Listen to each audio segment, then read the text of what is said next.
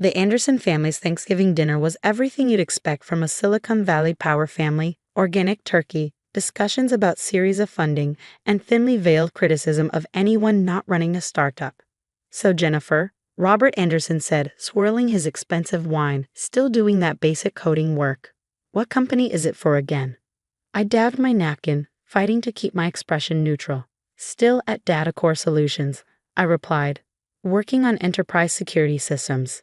My name is Jennifer Chin, and at 34, I was supposedly just another mid-level programmer at a boring tech company. At least that's what my in-laws believed." Enterprise security, my mother-in-law Margaret sighed. "Sounds stable." She made it sound like a terminal illness, not like Michael's new venture. "Have you told her about SecureShare, dear?" My husband Michael straightened in his chair, enthusiasm lighting up his face. "It's amazing, Jen. We've developed this revolutionary encryption algorithm for secure file sharing. The beta testing results are incredible." I took another sip of wine, remembering the late nights I'd spent developing that exact algorithm 3 years ago. The one that had mysteriously disappeared from my personal server shortly after I'd shown it to Michael, excited to share my work with my supportive husband. "Dad's company is investing $5 million in the first round," Michael continued. "We're looking at $1 billion valuation within 2 years, assuming the technology works as promised," Robert added, fixing me with a pointed look.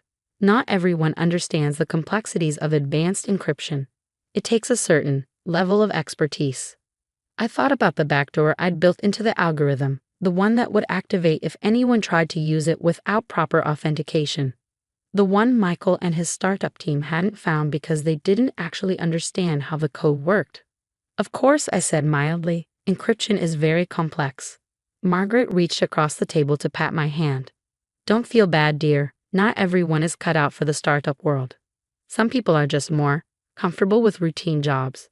I glanced at my phone, checking the timer I'd set earlier.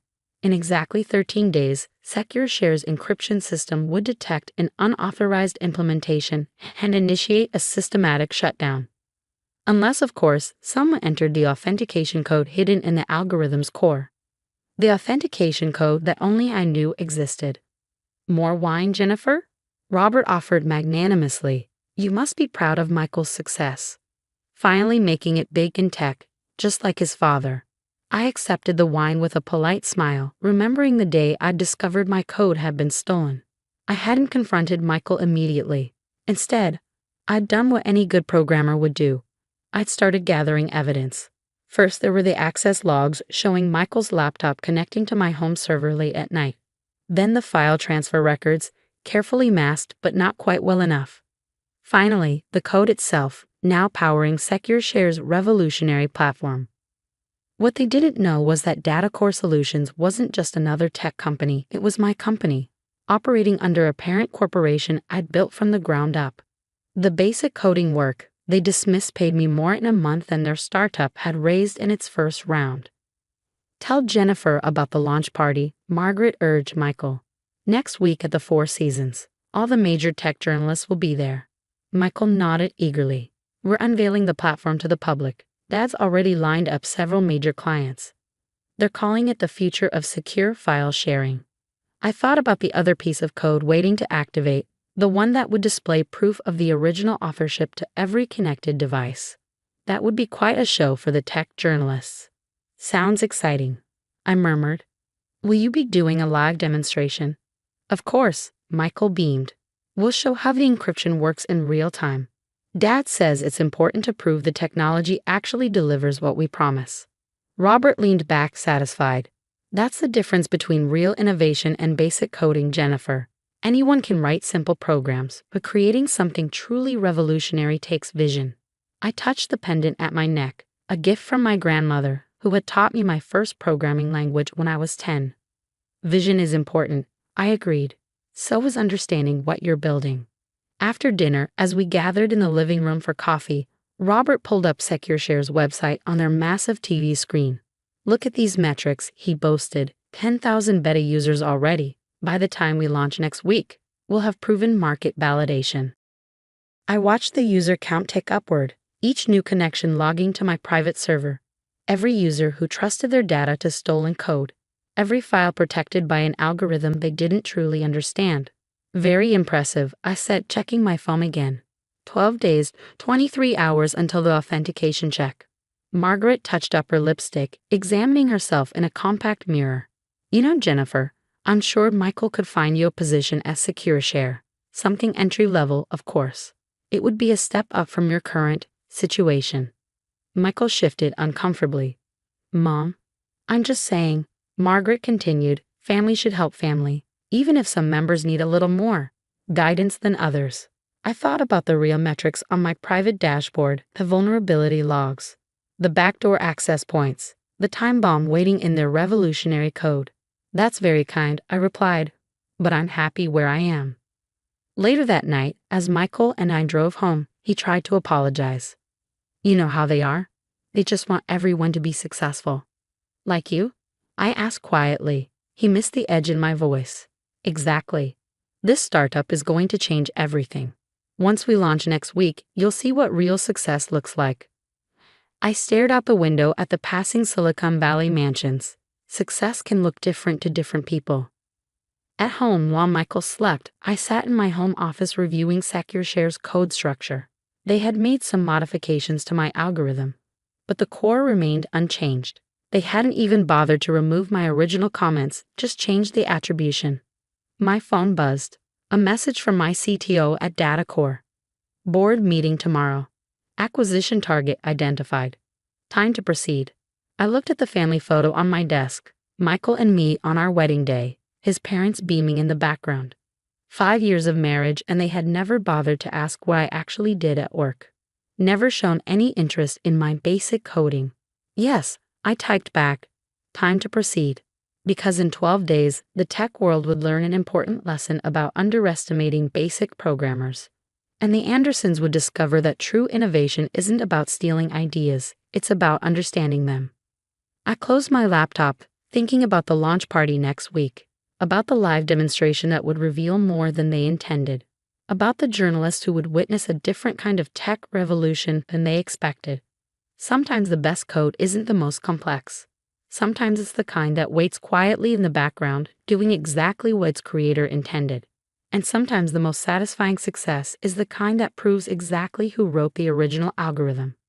The week before SecureShare's launch party passed in a blur of preparation. While Michael and his team rehearsed their presentation, I quietly put the final pieces of my plan into place. The Four Seasons ballroom is booked solid, my assistant reported. Every major tech journalist and venture capitalist in Silicon Valley will be there. Perfect. The bigger the audience, the better. I sat in my real office, not the modest cubicle at DataCore Solutions where I occasionally appear to maintain my cover, but the top-floor executive suite of Chen Technologies, the parent company I'd built into a cybersecurity powerhouse. The acquisition papers are ready, my legal team confirmed. We can move as soon as you give the word. On my screens, I monitored SecureShare's systems. Their user base had grown to 50,000 beta testers, all trusting their sensitive data to stolen code. Michael and his team had made superficial changes to the interface, but the core algorithm, my algorithm, remained unchanged, including the authentication trigger set to activate during their live demonstration. My phone buzzed. A text from Michael. Big news. Google's VP of Security is attending the launch. This could be huge.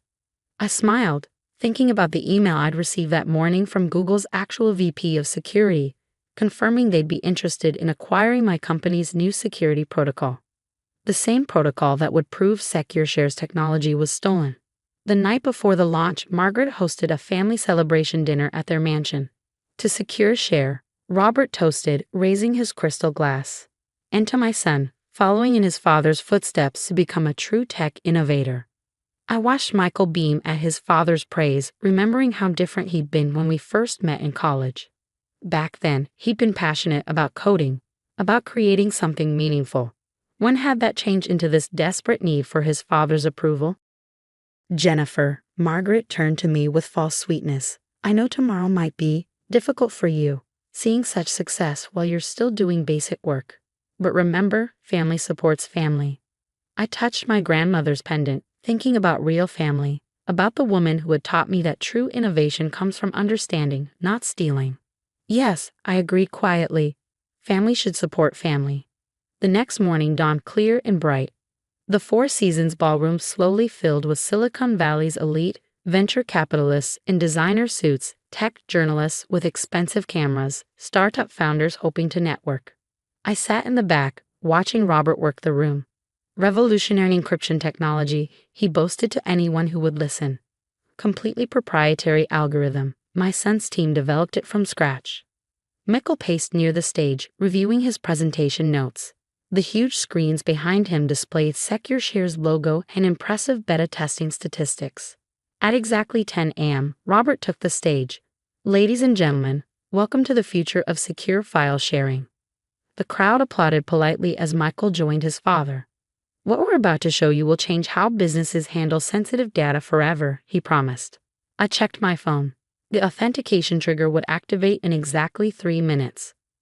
Let me demonstrate our revolutionary encryption system, Michael said, pulling up the platform on the main screen. We'll perform a live file transfer using our proprietary algorithm. The audience leaned forward as Michael began the demonstration. On screen, the encryption process started normally, the interface showing the complex security protocols at work. Then, exactly as coded, the authentication check began. Michael's voice faltered as unexpected text appeared on screen. Authentication required. Original author verification protocol initiated. This is just a security feature, he stammered, but the system continued its programmed sequence. New text appeared. Original algorithm author, Jennifer Chen. Date created. 3 years ago. Accessing original development logs. The huge screens filled with evidence, server logs showing the original code creation, timestamps proving my authorship, records of the unauthorized access from Michael's laptop. The room erupted in murmurs. Journalists started taking photos. Venture capitalists whispered urgently into phones. This is some kind of hack, Robert declared, rushing to the stage. But his words died as the final screen appeared. My official company profile as CEO of Chen Technologies, parent company of DataCore Solutions and holder of multiple cybersecurity patents, including the patent for the encryption algorithm powering SecureShare. I stood up slowly, every eye in the room turning to me. Actually, Robert, it's not a hack. It's a security feature I built into my algorithm. The same algorithm your son stole from my home server 3 years ago. The silence was deafening. Michael's face had gone pale. Jen, I can explain. Let me explain, I said, my voice carrying clearly through the stunned ballroom. 3 years ago, I developed this encryption system. I was excited to share my work with my husband, hoping he'd be proud of what I created. Instead, he stole it, gave it to his father's company, and claimed it as his own. Robert stepped forward, his face red. These are serious accusations. They're not accusations, I interrupted. They're facts. Facts I can prove with server logs, access records, and my original source code. Facts that are currently being sent to every device connected to SecureShare's network. Journalists were typing frantically. The crowd parted as I walked to the stage. What do you want? Robert demanded, his voice low. I smiled. What I've always wanted, recognition for my work. And maybe a lesson about underestimating basic programmers. The next hour was chaos. SecureShare's investors huddled with lawyers. Journalists cornered anyone who would talk. And in the middle of it all, Michael finally faced the truth. Why did he tell me? He asked, his voice breaking. About your company, about who you really are. Would you have listened? I replied, or would you have just seen what your parents taught you to see, a wife doing basic coding work? 1 week later, the tech world was still buzzing with the story. SecureShare scandal. Stolen algorithm reveals hidden tech empire, read the headlines. Chen Technologies stock soared as the truth about our security innovations became public. Robert and Margaret stopped hosting family dinners. Their friends in Silicon Valley suddenly became very busy when they called. Success, it turned out, looked different when it wasn't built on stolen ideas. Michael and I had long conversations about trust, ambition, and what it means to create something real. He finally admitted how lost he felt trying to live up to his father's expectations, how stealing my work had seemed like an easy way to gain approval. I forgot who I really wanted to be, he said quietly. Somewhere along the way, I started believing their definition of success. I thought about my grandmother, who had taught me that true innovation comes from understanding, not appearances. It's not too late to remember, I told him. Today, Chen Technologies continues to grow, now publicly recognized as a leader in cybersecurity innovation. I still wear my grandmother's pendant, a reminder that real success isn't about impressing others, it's about being true to your own vision. Michael returned to actual coding, working for a small startup where he's learning to build something genuine. It's not the kind of success his parents wanted for him, but it's real. Last week, a young programmer asked me why I'd waited 3 years to expose the theft. You could have stopped them immediately, she said. Why let them build an entire company on stolen code? I showed her the authentication trigger in the algorithm. The elegant code that had waited quietly, doing exactly what it was designed to do. Sometimes, I explained, the best way to teach a lesson isn't to stop someone from making a mistake. It's to let them build their entire plan around that mistake. So when the truth comes out, they can't ignore what they've done. Robert and Margaret still live in their Silicon Valley mansion, but they've stopped talking about real innovation and basic coding. Perhaps they've learned that true technology isn't about who can claim credit, it's about who can actually create. As for me, I keep a framed copy of SecureShare's launch invitation in my office. Not as a reminder of revenge, but as a lesson about assumptions and understanding, about the difference between claiming success and earning it. Because sometimes the most elegant code isn't the most complicated. Sometimes it's the kind that waits patiently, revealing the truth at exactly the right moment. And sometimes the best success isn't in proving others wrong, but in proving to yourself that you were right all along.